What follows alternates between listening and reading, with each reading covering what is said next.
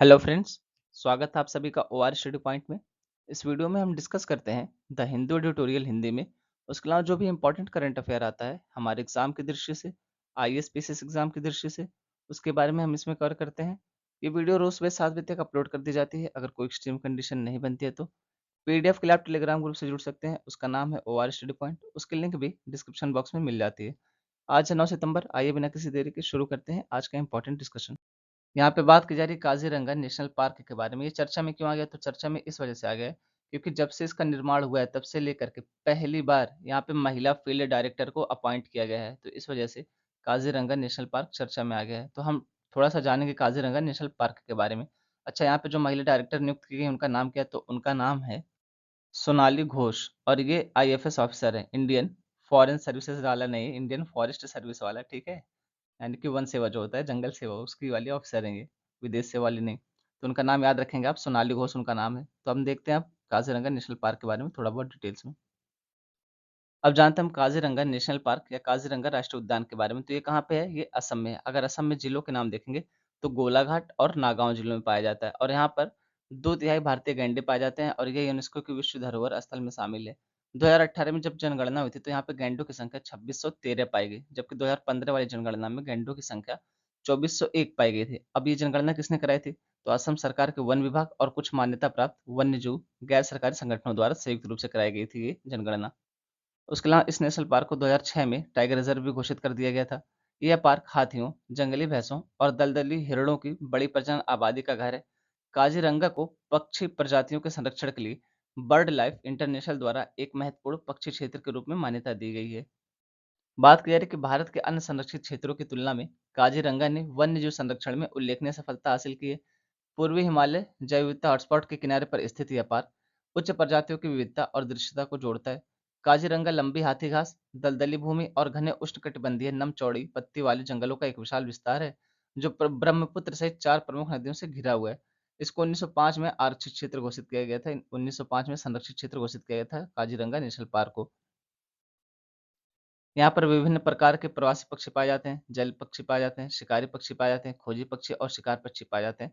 जैसे यहाँ पर कुछ नाम दिए गए हैं, तो अगर आप नाम देखना चाहें तो देख सकते हैं। अगर 1-2 नाम याद रह जाते हैं, तो ठीक है, नहीं तो इतना सारा नाम याद करने की कोई ज़रूरत नहीं है, इतना ज़्यादा डीप में जाके नहीं पूछेगा। जैसे कुछ नाम दिए गए तो लेसर व्हाइट फ्रंटेड गूज, फेरुजिनस डक, बेयर पुचार्ड डक और लेसर एडजुटेंट, ग्रेटर एडजुटेंट, इस तरीके से कुछ नाम दिए गए हैं। ब्लैक नेक स्टार्क हो गया, एशियाई ओपनबिल स्टार्क हो गया। उसके अलावा बात करें कि नदी तटीय पक्षियों में तो देखेंगे ब्लिथ किंगफिशर हो गया, सफेद पिट वाला बगुला हो गया, डेल्मेटियन पेलिकन हो गया, स्पॉट बिल्ड पेलिकन, नॉर्डमैन का ग्रीन शैंक, इस तरीके से कुछ नाम दिए गए। अगर आप देखना चाहें तो याद रख सकते हैं। अन्यथा इतने सारे नाम तो याद रखने की कोई जरूरत नहीं, इतने सारे नाम नहीं पूछेगा। हाँ, इसमें से जो इंडेंजर की कैटेगरी में है या विलुप्त हो चुके हैं उनके बारे में पूछा जा सकता है। इस पार्क में स्तनधारियों की 35 प्रजातियां पाई जाती हैं, जिनमें से 15 आईयूसीएन की रेड लिस्ट के अनुसार खतरे में हैं। उसके अलावा बात की जा रही है कि इस पार्क को भारतीय गैंडे 2401, जंगली जल भैंस 1666 और पूर्वी दलदली हिरण 468 की दुनिया की सबसे बड़ी आबादी का घर होने का गौरव प्राप्त है। उसके अलावा बड़े शाकाहारी जीवों की महत्वपूर्ण आबादी में भारतीय आते होंगे। इनकी संख्या कितनी? तो 1940, गौर तो 1300 और सांभर शामिल हैं। छोटे शाकाहारी जीवों में चीतल हो गया, भारतीय मंटजैक हो गया, भारतीय सुअर और भारतीय हॉग हिरण शामिल है।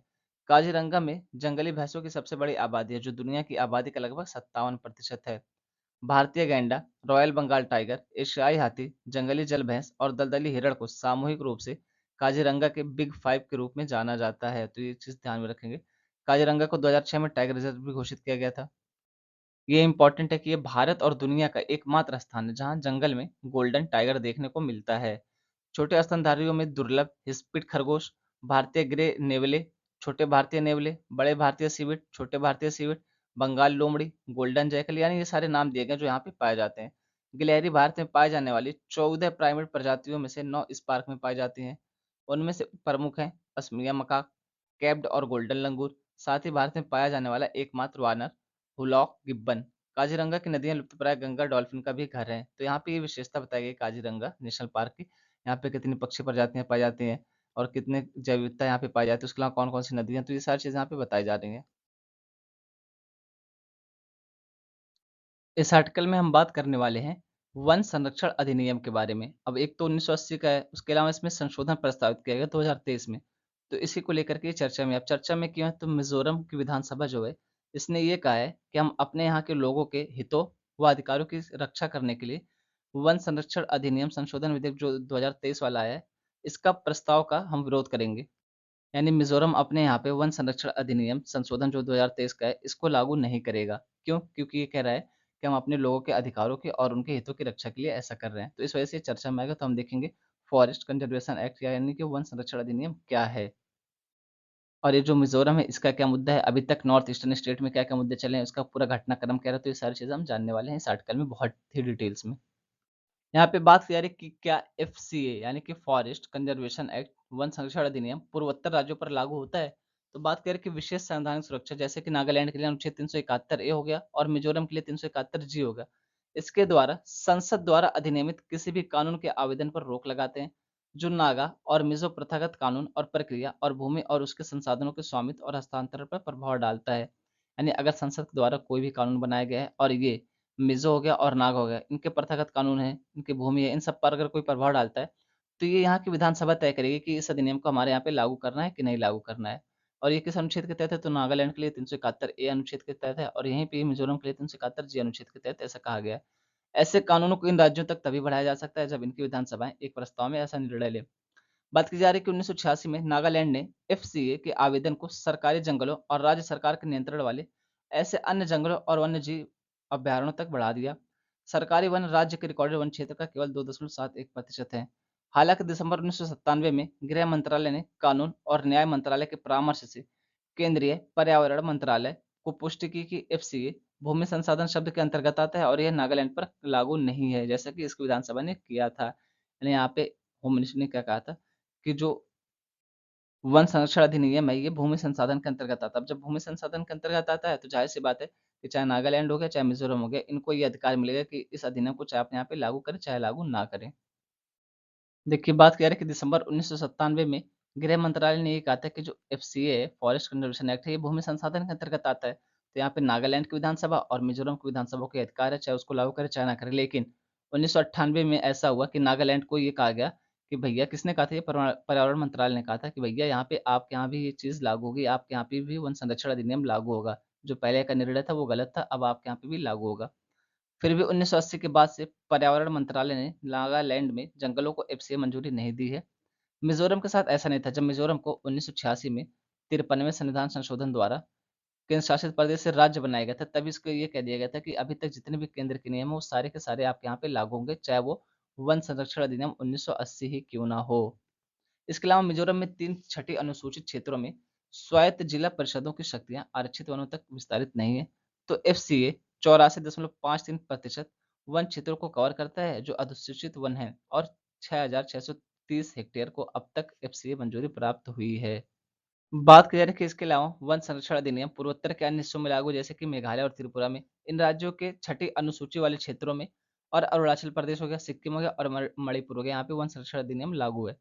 एफसीए मंजूरी 21,786.45 हेक्टेयर में इन राज्यों में अरुणाचल प्रदेश पहले स्थान पर है। इसके बाद त्रिपुरा आता है, उसके बाद फिर असम आता है, मणिपुर आता है, सिक्किम आता है, उसके अलावा मेघालय। यहाँ पे एफसीए लागू है, फॉरेस्ट कंजर्वेशन एक्ट लागू है। अब आरएफए क्या है? आरएफए का मतलब है रिकॉर्डेड फॉरेस्ट एरिया, यानी कि इसको हिंदी में कहते हैं अधिसूचित वन क्षेत्र, यानी जिसको गवर्नमेंट के द्वारा अधिसूचित कर दिया गया हो, बता दिया गया हो कि ये वन क्षेत्र के अंतर्गत आता है। 1980 के बाद से एफसीए के तहत देश भर में 10 लाख हेक्टेयर से अधिक जंगल का उपयोग किया गया है। भारतीय वन अधिनियम 1927 या इसके राज्य संस्करणों के तहत एफसीए जंगल को काटने के लिए मौजूद है। 1996 में सुप्रीम कोर्ट ने गोदावरी मामले में एफसीए में वन भूमि शब्द का विस्तार करते हुए न केवल वन को शामिल किया है, जैसा कि शब्दकोशीय अर्थ में समझा जाता है, बल्कि सरकारी रिकॉर्ड में वन के रूप में दर्ज किसी भी क्षेत्र को स्वामित्व की परवाह किए बिना भी शामिल किया गया है। यानी यहाँ पे वन क्षेत्र को सिर्फ ऐसा नहीं कि जिसको वन शब्दकोश के अनुसार आता है कि हाँ वन है, सिर्फ इसी को माना जाएगा, बल्कि जो डिक्शनरी के बाहर जाके भी वन क्षेत्र के अंतर्गत आता है, उसको भी माना जाए। जैसे कहीं पेड़ पौधे लगाए गए, तो उसको भी वन क्षेत्र के अंतर्गत माना जाए। ऐसा नहीं कि सिर्फ डिक्शनरी के अनुसार जो परिभाषा दी गई, सिर्फ उसी को वन माना जाए। इस प्रकार एफसीए को अवर्गीकृत वनों तक विस्तारित किया गया। ये अभिलेखित वन है, लेकिन वनों के रूप में अधिसूचित नहीं है। यानी कि ये वन तो है, लेकिन इसको अधिसूचित नहीं किया गया कि हाँ ये वन है, लेकिन फिर भी उनको वन माना किसने? सुप्रीम कोर्ट माना था। कब? 1996 में माना था। कौन सा मामला था? तो गोदावरी वन वाला मामला था। पूर्वोत्तर का आधे से अधिक भाग अभिलेखित वन क्षेत्र है।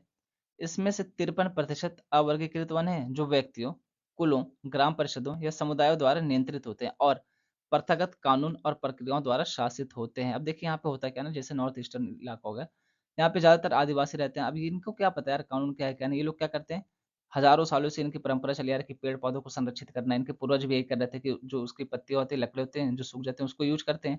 अन्यथा ये पेड़-पौधों की पूजा करते हैं, उसकी संरक्षा करते हैं, तो वही बात यहाँ पे बताई जा रही है।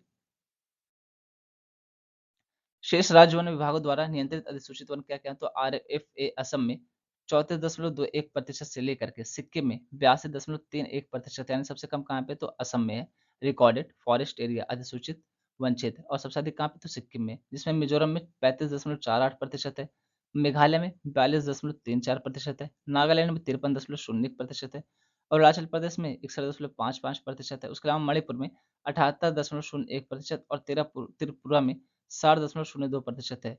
इनमें से अवर्गीकृत वन सिक्किम में 0 से लेकर के नागालैंड में 97.29% तक शामिल है। जैसे मिजोरम में 15.47%, असम में 33.43%, त्रिपुरा में 42.96% और मणिपुर में 75.67% और मेघालय में 88.15% हैं। शीर्ष अदालत के 1996 के आदेश ने हर जगह अवर्गीकृत वनों को एफसीए के दायरे में ला दिया। आरएफए के बाहर भी जंगल है जिनका ना तो रिकॉर्ड किया गया है और ना ही सर्वेक्षण किया गया है। असम में 38.5% वन है, नागालैंड में 29% और मिजोरम में 1.5%। देखिए यहाँ पे मुद्दा ऐसे समझिए, एक तो ये हो गया कि वन क्षेत्र है, इसको गवर्नमेंट ने कह दिया कि हाँ ये वन क्षेत्र के अंतर्गत आता है, इसकी गणना भी की गई, अब इसको काटना पीटना नहीं है, ये पूरी तरीके से वन संरक्षण अधिनियम के अंतर्गत आ गया। एक तो ये होता है कि एक जगह यहाँ पे पेड़ पौधे लगा दिए, इसको गवर्नमेंट ने ये नहीं कहा है कि ये वन क्षेत्र है। जब गवर्नमेंट ये नहीं कहती कि ये वन क्षेत्र है तो हम इसको काट पीट सकते हैं, इसका जैसे चाहे वैसे यूज कर सकते हैं। यहाँ पे वन संरक्षण अधिनियम लागू नहीं होता, लेकिन यही मामला हुआ था कि 1996 में सुप्रीम कोर्ट ने गोदावरी मामले से ये कहा था कि यहाँ पे भी वन संरक्षण अधिनियम लागू किया जाए, और इनको अवर्गीकृत वन कहा गया था। और इसी तरीके से जो होता है आरएफए रिकॉर्डेड फॉरेस्ट एरिया, यानी जिनको अधिसूचित कर लिया गया है, उसके बारे में बात की जाए तो सारे जगहों पे मिला-जुला के वन संरक्षण अधिनियम लागू करना ही है, ऐसा सुप्रीम कोर्ट ने कहा था 1996 में। अगर हम वनों से जुड़े संवैधानिक प्रावधान के बारे में देखें तो 42वां संविधान संशोधन 1976 के माध्यम से जो वन था इसको राज्य सूची से हटा करके कहाँ पे कर दिया गया, तो समवर्ती सूची में कर दिएगा, ताकि राज्य और संघ दोनों मिलकर के काम कर सकें, अच्छे से कर सकें। इसके पहले ये राज्य सूची का विषय था, लेकिन वर्तमान समय में ये समवर्ती सूची का विषय है, ये ध्यान रखेंगे। उसके अलावा डीपीएसपी का अनुच्छेद 48A ये भी वन से जुड़ा हुआ है। ये क्या कहता है, तो इसके अनुसार राज्य पर्यावरण संरक्षण व उसको बढ़ावा देने का काम करेगा तथा देश भर में जंगलों एवं वन्य जीवों की सुरक्षा की दिशा में कार्य करेगा। इसी तरीके से संविधान का अनुच्छेद 51A ये कहाँ पे आएगा, तो ये आएगा फंडामेंटल ड्यूटीज में यानी मौलिक कर्तव्यों में। इसमें कहा गया कि वनों एवं वन्य जीवों सहित प्राकृतिक पर्यावरण की रक्षा और उसमें सुधार करना प्रत्येक नागरिक का मौलिक कर्तव्य होगा। तो ये थे वन से जुड़े कुछ संवैधानिक प्रावधान। अगर हम बात करें वन संरक्षण अधिनियम 1980 के बारे में, तो इसके उद्देश्य क्या है? इसके उद्देश्य वनों की अखंडता और क्षेत्र को संरक्षित करते हुए इसकी वनस्पतियों, जीवों और अन्य विविध पारिस्थितिक घटकों के साथ जंगल की रक्षा करना। उसके अलावा वन जैव विविधता के नुकसान को रोकना। उसके अलावा वन भूमि को कृषि, चारागाह या किसी अन्य व्यावसायिक उद्देश्यों और इरादों के लिए परिवर्तित होने से रोकना, ये इसका उद्देश्य था। अगर देखते हैं वन संरक्षण अधिनियम 1980 की विशेषताएं, तो 1980 का वन संरक्षण अधिनियम निम्नलिखित विशेषताओं के साथ आता है। जैसे कि पहला, इसमें यह अधिनियम राज्य सरकार और अन्य प्राधिकरणों को केंद्र सरकार की अनुमति के बिना पहले निर्णय लेने से प्रतिबंधित करता है। यानी अगर यहाँ पे कोई निर्णय लेना है वन से संबंधित, तो यहाँ पर केंद्र सरकार की अनुमति अनिवार्य है। वन संरक्षण अधिनियम केंद्र सरकार को अधिनियम के उद्देश्यों को पूरा करने का पूरा अधिकार देता है। उसके अलावा अधिनियम एफसीए के प्रावधानों के उल्लंघन के मामले में जुर्माना भी लगाता है। एफसीए का क्या मतलब है? एफसीए का मतलब फॉरेस्ट कंजर्वेशन एक्ट यानी कि वन संरक्षण अधिनियम 1980। वन संरक्षण अधिनियम में एक सलाहकार समिति होगी जो वन संरक्षण के संबंध में केंद्र सरकार की मदद करेगी। तो यहाँ पे ये इंपॉर्टेंट है कि सलाहकार समिति का भी प्रावधान किया गया था। अगर हम बात करें वन संरक्षण संशोधन विधेयक 2023 के बारे में, तो हाल ही में लोकसभा द्वारा पारित किया गया है, जिसका उद्देश्य वन संरक्षण अधिनियम 1980 में महत्वपूर्ण परिवर्तन लाना है। इसलिए हम लोगों ने पहले वन संरक्षण अधिनियम 1980 के बारे में जान लिया, ताकि ये मोटा मोटा आइडिया रहे कि ये क्या था कैसे था, ताकि इसमें परिवर्तन क्या हो रहा है ये समझने में आसानी हो सके। यह भारत में वनों के संरक्षण के लिए एक महत्वपूर्ण केंद्रीय कानून है। अगर इसकी पृष्ठभूमि देखें तो स्वतंत्रता के बाद वन भूमि के विशाल क्षेत्रों को आरक्षित और संरक्षित वनों के रूप में नामित किया गया था। हालांकि अनेक वन क्षेत्रों को छोड़ दिया गया था तथा बिना किसी अस्थायी वन वाले क्षेत्रों को वन भूमि में शामिल किया गया था। वर्ष 1996 के गोदावरमन मामले में सर्वोच्च न्यायालय ने देश भर में पेड़ों की कटाई पर प्रतिबंध लगा दिया और फैसला सुनाया कि वन संरक्षण अधिनियम उन सभी भूखंडों पर लागू होगा जो या तो वन के रूप में दर्ज थे या फिर शब्दकोश द्वारा परिभाषित वन के अर्थ से मिलते-जुलते हों। यानी या तो वन के रूप में जिसको सरकार ने घोषित किया है वो हो, चाहे शब्दकोश अगर अनुसार अगर हम देखें डिक्शनरी के अनुसार कि वन की परिभाषा क्या है, इससे भी मिलता-जुलता अगर कोई क्षेत्र है तो वहाँ पे भी वनों की कटाई नहीं होगी, पेड़ों की कटाई नहीं होगी। ये 1996 में किसने कहा था? सुप्रीम कोर्ट ने कहा था। किस मामले में कहा था? तो गोदावरी मामले में कहा था। सरकार ने जून 2022 में वन संरक्षण नियमों में कुछ बदलाव किया ताकि डेवलपर्स को ऐसी भूमि जिस पर वन संरक्षण अधिनियम लागू नहीं है पर वृक्षारोपण करने की अनुमति दी जा सके और प्रतिपूरक वनीकरण की बाद की आवश्यकताओं के अनुसार ऐसे भूखंड की अदला बदली की जा सके। इस अधिनियम के प्रमुख प्रावधान क्या है? तो इसमें बात की जा रही है कि अधिनियम का दायरा है, इसको विस्तृत किया गया है और इसका नाम भी बदल दिया गया है। इसका नाम कर दिया गया है वन संरक्षण एवं संवर्धन अधिनियम 1980। विभिन्न भूमि पर प्रयोज्यता। तो यह अधिनियम जिसे शुरू में सिर्फ अधिसूचित वन भूमि पर लागू किया गया था, बाद में राजस्व वन भूमि और सरकारी रिकॉर्ड में वन के रूप में दर्ज भूमि तक बढ़ा दिया गया, यानी इसका विस्तार कर दिया गया है। उसके अलावा संशोधनों का उद्देश्य दर्ज वन भूमि, निजी वन भूमि, वृक्षारोपण आदि पर अधिनियम के अनुप्रयोग को सुनिश्चित करना है। यहाँ पे अगला प्रावधान है छूट का और इसी छूट वाले प्रावधान को लेकर के नॉर्थ ईस्ट वाले राज्य खफा हैं, इसीलिए ये लोग विधेयक ला रहे हैं इसके खिलाफ।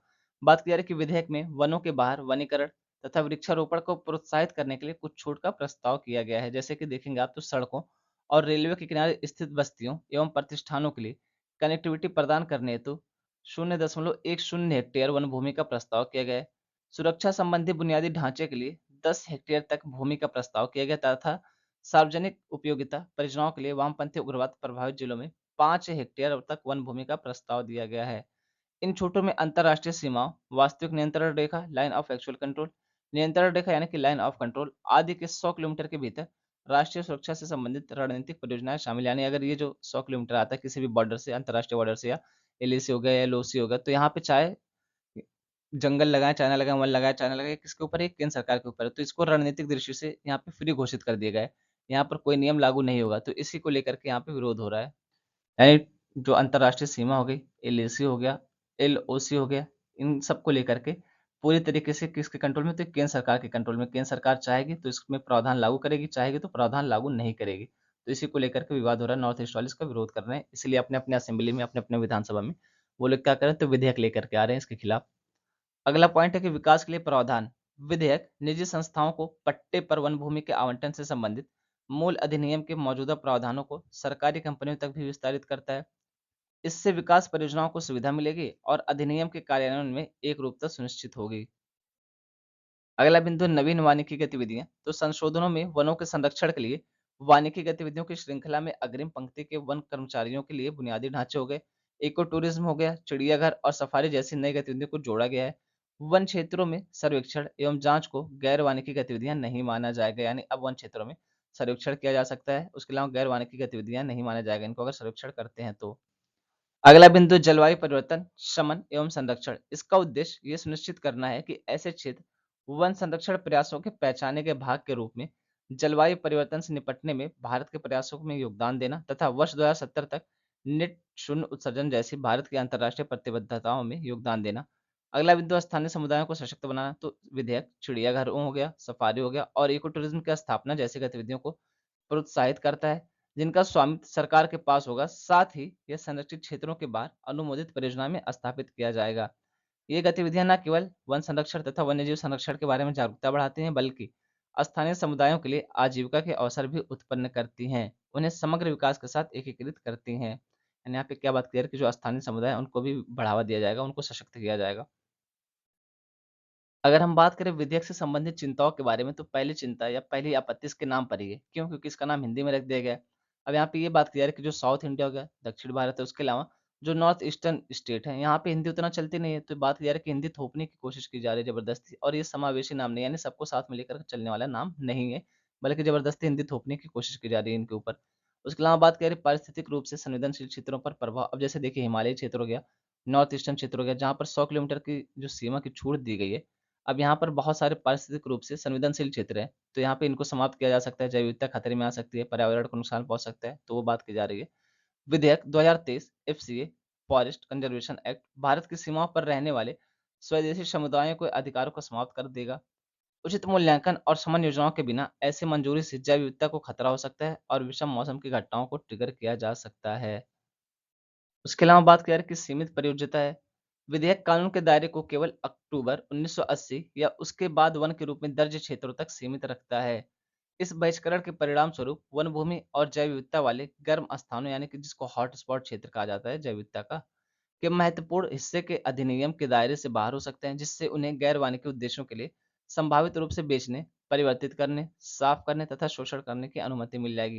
यानी जिन्हें अक्टूबर 1980 से पहले वन माना गया था, ये उसको वन नहीं मानता है। अक्टूबर 1980 और उसके बाद जिसको वन माना गया था, उसी को वन मानता है। तो मान लीजिए अक्टूबर 1980 से पहले जिसको वन माना गया था, इसका क्या होगा? अब यहाँ पे इसको जंगल अगर है यहाँ पे भी तो इसको साफ किया जा सकता है, इसकी कटाई की जा सकती है, इसको बेचा जा सकता है, तो वो सारी चिंताएँ हैं। समर्थित सूची और केंद्र राज्य संतुलन। कुछ राज्य सरकारों ने तर्क दिया है कि वन संरक्षण समवर्ती सूची के अंतर्गत आता है, जिसका अर्थ है कि इस मामले में केंद्र और राज्य दोनों की भूमिका है। उनका मानना है कि प्रस्तावित संशोधनों से संतुलन केंद्र की ओर झुक सकता है और वन संरक्षण मामलों में राज्य सरकारों के अधिकारों पर असर पड़ सकता है। देखिए, समवर्ती सूची का मतलब यही होता है कि यहाँ पे केंद्र और राज्य सरकार दोनों मिलकर काम करें, लेकिन इस तरीके का जो अधिनियम आया, आप देखिए सीधा सीधा 100 किलोमीटर वाली सीमा का जो प्रावधान है, तो यहाँ पे तो नॉर्थ ईस्टर्न स्टेट जो हो गए, इनके अधिकार छिन गए। यहाँ पे सीधा-सीधा केंद्र सरकार आ जा रही है रोल में, तो इसी वही बात यहाँ पे की जा रही है कि दोनों के बीच जो संतुलन होना चाहिए, वो संतुलन नहीं हो पा रहा है।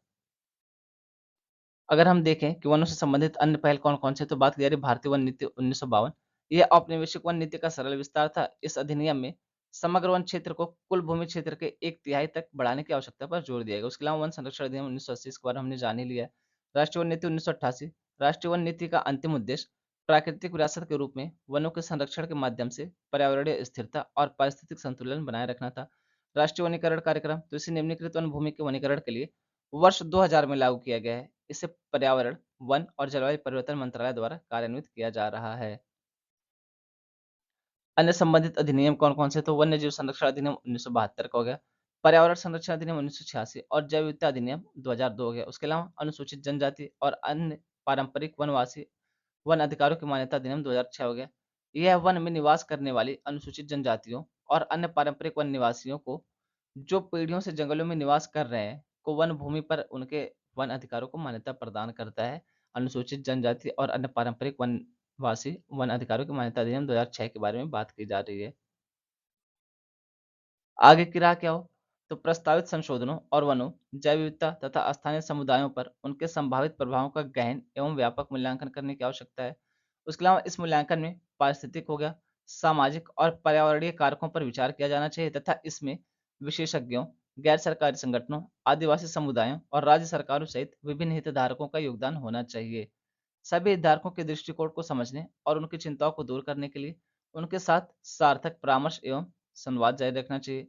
इससे पारदर्शिता, समावेशिता और बेहतर निर्णय लेने में मदद मिलेगी। अब हम देखते हैं भारत वन स्थिति रिपोर्ट 2021 के बारे में। इसको इंग्लिश में कहते हैं Indian state of forest report. तो बात की जा रही है कुल वन आवरण और वृक्षों का आवरण देश के भौगोलिक क्षेत्र का 24.62% है। और अगर हम सिर्फ वन आवरण की बात करते हैं तो 7,13,789 वर्ग किलोमीटर है, जो 21.71% है।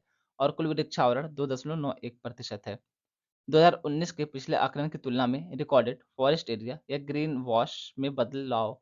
रिकॉर्डेड फॉरेस्ट एरिया या ग्रीन वॉश के भीतर वनावरण 31 वर्ग किलोमीटर की मामूली वृद्धि दर्शाता है, यानी 31 वर्ग किलोमीटर की वृद्धि हुई है। उसके अलावा इसके बाहर वनावरण में कितना हुआ है? तो 1509 वर्ग किलोमीटर की वृद्धि हुई है। यहाँ पे बात की जा रही है कि उच्चतम वन क्षेत्र वाले राज्य यानी कि क्षेत्रफल के हिसाब से कौन से ऐसे राज्य हैं जहाँ पे सबसे ज्यादा वन पाया जाता है? तो पहले स्थान पर मध्य प्रदेश, फिर है अरुणाचल प्रदेश, फिर छत्तीसगढ़, फिर उड़ीसा, फिर महाराष्ट्र। और अगर हम प्रतिशत के हिसाब से देखें कि किस क्षेत्र की तुलना में प्रतिशत के हिसाब से सबसे ज्यादा वन कहाँ पे पाया जाता है, तो इसमें है मिजोरम, फिर अरुणाचल प्रदेश, मेघालय, मणिपुर, नागालैंड। अगर हम देखें कि किस राज्य में वनों में सबसे ज़्यादा वृद्धि हुई है, तो क्षेत्रफल के हिसाब से अगर हम देखें, तो ये है आंध्र प्रदेश 647 वर्ग किलोमीटर, उसके बाद आता है तेलंगाना 632 वर्ग किलोमीटर, उड़ीसा, कर्नाटक, झारखंड। ये हैं क्षेत्रफल के हिसाब से। उसके अलावा अगर हम देखते हैं वन आवरण में कमी वाले शीर्ष 5 राज्य कौन-कौन से हैं, तो पहले स्थान पर अरुणाचल प्रदेश, फिर है मणिपुर, नागालैंड, मिजोरम और मेघालय। अरुणाचल प्रदेश में कितना कमी आई? तो 257 वर्ग किलोमीटर की कमी आई है। इस आर्टिकल में हम बात करने वाले हैं कुपोषण के बारे में। और कुपोषण से निपटने में छत्तीसगढ़ का एक जिला है, उसका नाम है बेमेतरा जिला। तो इन्होंने क्या प्रोसेस अपनाया था जिससे कुपोषण में कमी आई थी, हम उसके बारे में जानने वाले हैं। तो कुपोषण क्या, पहले उसके बारे में जान ले, तभी ना जानेंगे कुपोषण से निपटने के लिए हमें क्या करना है और बेमेतरा ने क्या किया था, इस जिले ने कैसे इस चीज से निपटा है। अच्छा, आप में से कितने लोग को ये लगता है कि जो पतले-दुबले लोग होते हैं, जिनकी हड्डियाँ दिखती हैं, सिर्फ़ वही कुपोषण का शिकार हैं? देखिए, कुछ लोग ऐसे भी हैं, जो ज़रूरत से ज़्यादा ही मोटे हैं, वो भी कुपोषण के अंतर्गत ही आते हैं, वो भी कुपोषण का शिकार ही हैं। तो यहाँ पे बात की जा रही है कि कुपोषण का परिचय क्या है? कुपोषण पोषक तत्वों के सेवन में कमी या अधिकता, आवश्यक पोषक तत्वों में असंतुलन या खराब पोषक उपयोग को संदर्भित करता है। यानी आप देख सकते हैं कि पोषक तत्वों की कमी होगी, तब भी कुपोषण का शिकार है, अधिकता होगी, तब भी कुपोषण का शिकार है। और अगर इसमें असंतुलन होगा तब भी कुपोषण का शिकार है। तो सिर्फ़ पतले-दुबले लोग जिनकी हड्डी दिखती है वही कुपोषण का शिकार नहीं है, जिनका इतना बड़ा पेट निकला रहता है ना वो भी कुपोषण का शिकार है। कुपोषण के दोहरे बोझ में कुपोषण और अधिक वज़न तथा मोटापा दोनों के साथ-साथ आहार संबंधी गैर संचारी रोग भी शामिल है। गैर संचारी रोग का ऐसा मतलब है कि कॉन्टैक्ट में आने से जो रोग नहीं फैलते उसको गैर संचारी रोग कहा जाता है। कुपोषण 4 व्यापक रूपों में प्रकट होता है। पहला वेस्टिंग, फिर स्टंटिंग, कम वज़न और सूक्ष्म पोषक तत्वों की कमी। अब यहाँ पे बात करें कि गंभीर तीव्र कुपोषण, तो विश्व स्वास्थ्य संगठन डब्ल्यूएचओ गंभीर तीव्र कुपोषण एसएएम को बहुत कम वजन, ऊंचाई या मध्य ऊपरी बांह की परिधि 115 मिलीमीटर से कम या पोषण संबंधी शोफ की उपस्थिति के रूप में परिभाषित करता है। इसको भुखमरी या कुपोषण की स्थिति में ऊतकों में असामान्य द्रव प्रतिधारण विशेष रूप से प्रोटीन की कमी के परिणाम स्वरूप होता है। देखिए अब ये बहुत ज्यादा टेक्निकल हो जा रहा है, इतना टेक्निकल जाने की जरूरत नहीं है।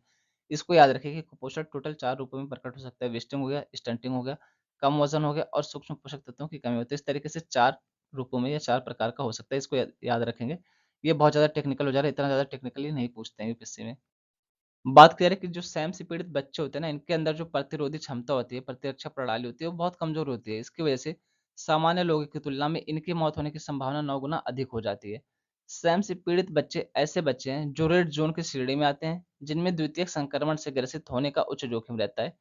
पीड़ितों का यह वर्ग गंभीर बीमारियों से ग्रस्त हो सकता है। अब यहाँ पे जब प्रतिरक्षक प्रणाली ही कमज़ोर है, लड़ने की शक्ति ही कमज़ोर है रोगों से, तो ज़ाहिर-सी बात है कि ये लोग ज़्यादा बीमार होंगे और बीमार भी होंगे तो बचने की संभावना कम रहेगी, तो वही बात यहाँ पे की जा रही है।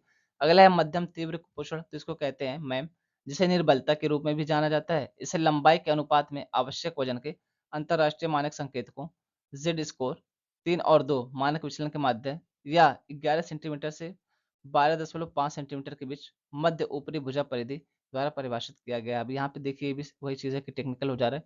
मैम से पीड़ित बच्चे कुपोषण के लक्षणों को दर्शाते हैं, किंतु ये येलो ज़ोन की श्रेणी में आते हैं, जिसका अर्थ है कि उनका जीवन खतरे में नहीं है।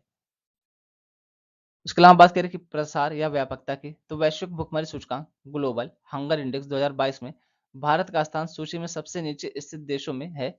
भारत 121 देशों में से 107वें रैंक पर है, जिसका निर्धारण बच्चों में नाटापन यानी कि स्टंटिंग जिसको कहते हैं, उसके अलावा निर्बलता यानी कि वेस्टिंग और बाल मौत दर जैसे कारकों द्वारा होता है। उसके अलावा अगर हम देखते हैं नेशनल फैमिली हेल्थ सर्वे यानी कि राष्ट्रीय परिवार स्वास्थ्य सर्वेक्षण 5 के आंकड़े जो कि 2019 से 21 के बारे में थे, तो इसके अनुसार भारत में 5 वर्ष से कम आयु वर्ग के बच्चों में से 35.5% बच्चे नाटेपन यानी कि स्टंटिंग, जबकि 19.3% बच्चे निर्बलता यानी कि वेस्टिंग और 32.1% बच्चे कम वजन की समस्या से ग्रसित थे। सैम के सबसे अधिक मामले उत्तर प्रदेश 3,98,359, उसके बाद आता स्थान बिहार का 2,79,427 है। देश में सबसे अधिक बच्चे उत्तर प्रदेश और बिहार में हैं।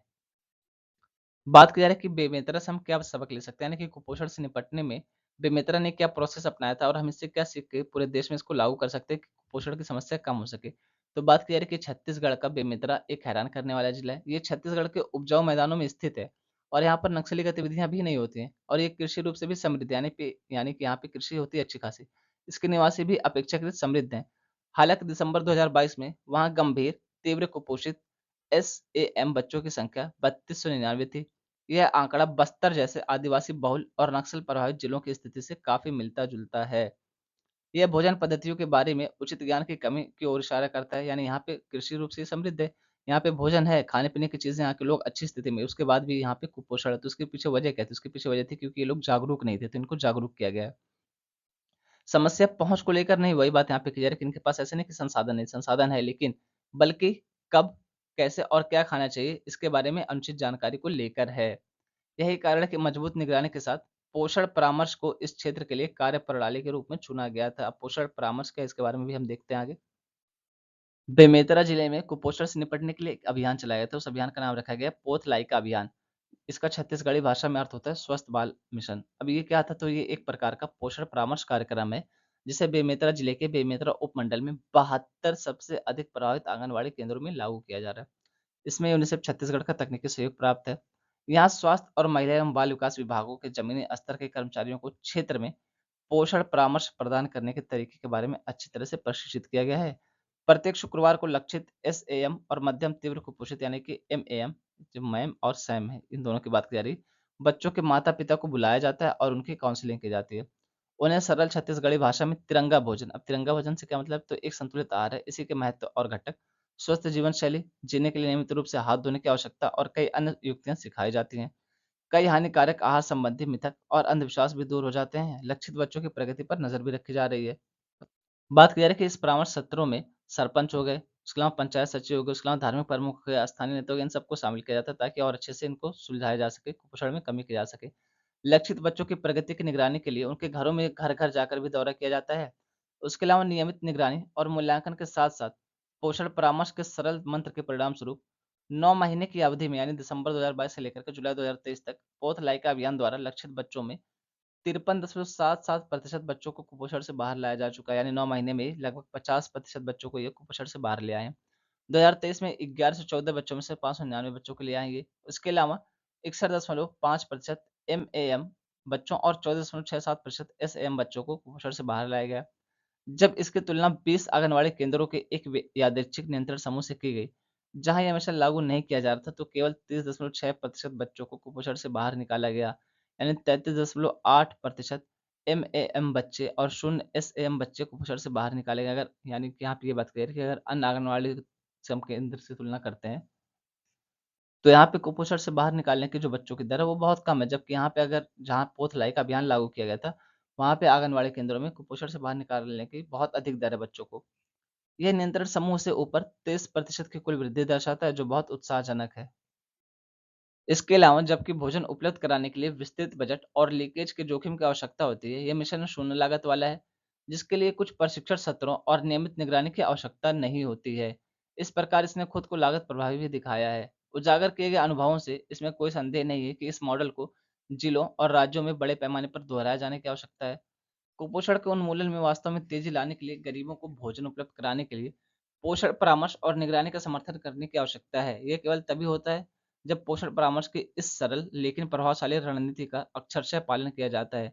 भारत कुपोषण मुक्त भारत के महत्वाकांक्षी लेकिन महान सपने को प्राप्त करने की दिशा में आगे बढ़ सकता है। यहाँ पे बात करें कि जो पोथ लाइका अभियान है, इसको लगभग सारे जगह पे लागू करना चाहिए राज्यों में। उसके अलावा जिला स्तर पर, ब्लॉक स्तर पर, सब जगह पे लागू करना चाहिए ताकि कुपोषण से निपटा जा सके।